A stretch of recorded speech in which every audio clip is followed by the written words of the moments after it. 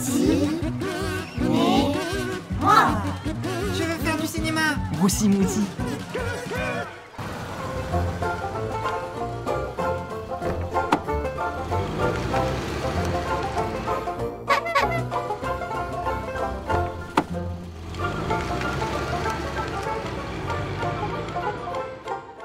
Dis Célia, pourquoi les films nous rendent tristes? Bonjour Maë. C'est vrai que parfois, les films peuvent nous rendre tristes, comme ils peuvent nous faire rire, nous rendre joyeux, inquiets ou en colère. L'un des ancêtres du cinéma, la lanterne magique, était même appelée la lanterne de peur. Elle a été créée en 1659 par Christian Huygens, soit près de 2 siècles avant la naissance du cinéma. Elle permet de projeter, à travers un objectif, des images peintes sur des plaques de verre à l'aide de la lumière d'une chandelle ou d'une lampe à huile. Même si les images n'étaient pas, ou alors très peu animées, elles provoquaient des fortes réactions sur le public. Ces projections attiraient les foules dans les salons et dans les foires. C'est donc tout naturellement que le cinéma, dès son invention en 1895, trouve sa place dans les fêtes foraines. Dans les foires, les films étaient projetés comme des attractions, le plus souvent comiques. Le cinéma avait cette capacité de déclencher le rire chez les spectateurs. Approchez, approchez, mesdames et messieurs, venez découvrir le cinématographe.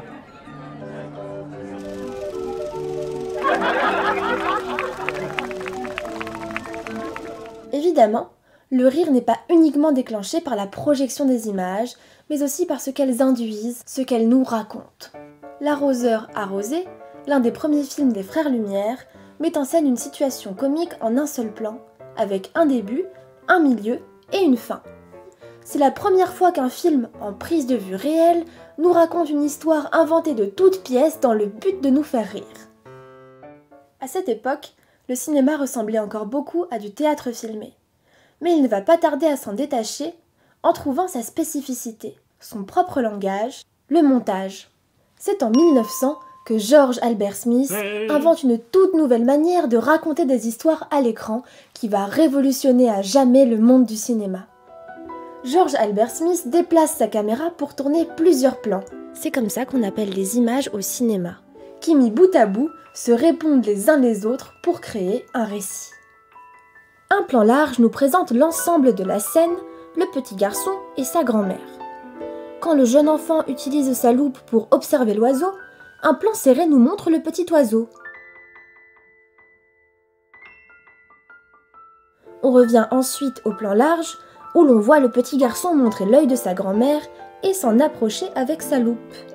On passe alors en plan serré, cette fois sur l'œil de grand-mère. Le cadre rond dans lequel apparaît l'image représente la forme ronde de la loupe. Ces plans serrés nous montrent ce que voit le petit garçon, comme si nous étions à sa place et regardions à travers la loupe. On adopte son point de vue. Cette idée, qui nous paraît si simple aujourd'hui, pose les bases du cinéma tel que nous le connaissons et participe à créer l'émotion. Dans cet extrait, Charlot est séparé de son fils adoptif. Les deux personnages se retrouvent chacun isolés dans un plan. Mais ils sont prêts à tout pour se rejoindre et être réunis à nouveau. Pendant un instant, ils se retrouvent ensemble dans le même plan, dans la même image.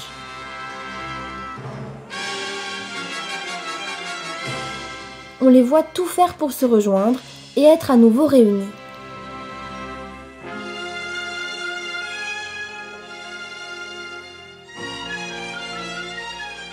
Mais les policiers attrapent le kid et l'emportent avec eux.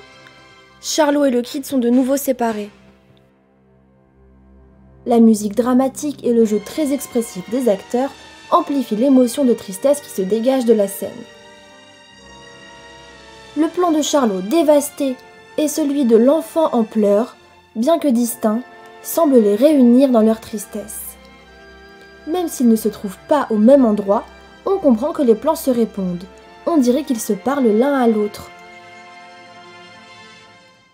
Comme eux, nous ressentons l'injustice de cette séparation et avons de la peine pour Charlot et l'enfant. Dans le film Le Monde de Nemo, un poisson-clown nommé Marin part à la recherche de son fils perdu. Observons la scène de leur retrouvaille. Nous voyons Marin avancer seul. Dans ce même plan, nous entendons la voix de Nemo. ce qui nous signifie qu'il n'est plus très loin. Les plans de Nemo et de son père s'enchaînent, ils se rapprochent. Dory? Nemo! I'm coming, Nemo! Nemo et son papa se sont retrouvés, on les voit désormais dans le même plan. It's gonna be okay. Dans ces extraits, même s'il y a plusieurs plans, nous comprenons tout naturellement qu'ils se situent au même endroit, au même moment, et qu'ils racontent tous un bout d'une même histoire. Les plans se succèdent et se répondent pour créer du sens. En 1921, Lev Kuleshov va encore plus loin, en prouvant à travers une expérience que deux plans montés l'un à la suite de l'autre ont un sens qu'ils ne contiennent pas s'ils nous sont montrés séparément. Il choisit un plan d'un acteur avec une expression assez neutre. Si nous regardons ce plan seul, nous voyons un homme, mais nous n'avons aucune idée de ce qu'il pense. Si l'on regarde cette assiette de soupe, on ne se dit rien de plus que c'est une assiette de soupe. Maintenant, voyons ce qu'il se passe si nous les mettons l'un à la suite de l'autre. Intuitivement, on se dit « cet homme a faim, il veut manger la soupe ». Maintenant, essayons avec d'autres plans. En remplaçant la soupe par une tomate pourrie, on a l'impression que notre personnage est dégoûté. Si cette fois on a l'impression qu'il regarde ce lit, on imagine qu'il a envie de dormir. Pourtant, c'est bel et bien la même image de notre personnage. La succession des deux plans permet de créer une émotion que nous ne percevons pas quand les deux plans sont pris séparément. Le montage crée du sens. Alors bien sûr, le scénario, le jeu des acteurs et la mise en scène sont extrêmement importants pour faire passer des émotions au cinéma. Et tous ces outils permettent de les accentuer pour les faire vraiment ressentir aux spectateurs. Amusons-nous avec la musique, le son et le montage pour faire passer différentes émotions en réutilisant une même image.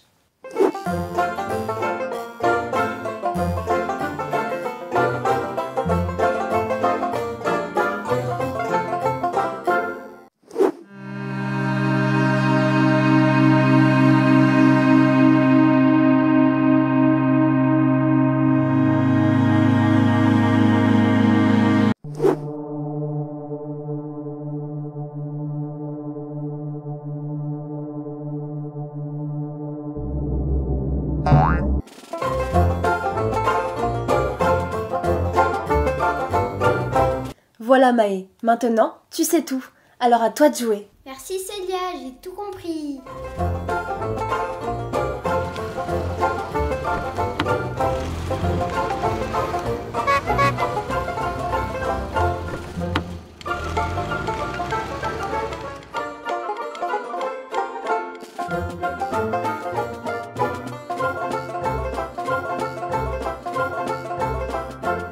Si toi aussi tu veux nous faire vivre une émotion en seulement 3 plans, n'hésite pas à nous envoyer ta vidéo à l'adresse mail qui s'affiche juste en dessous.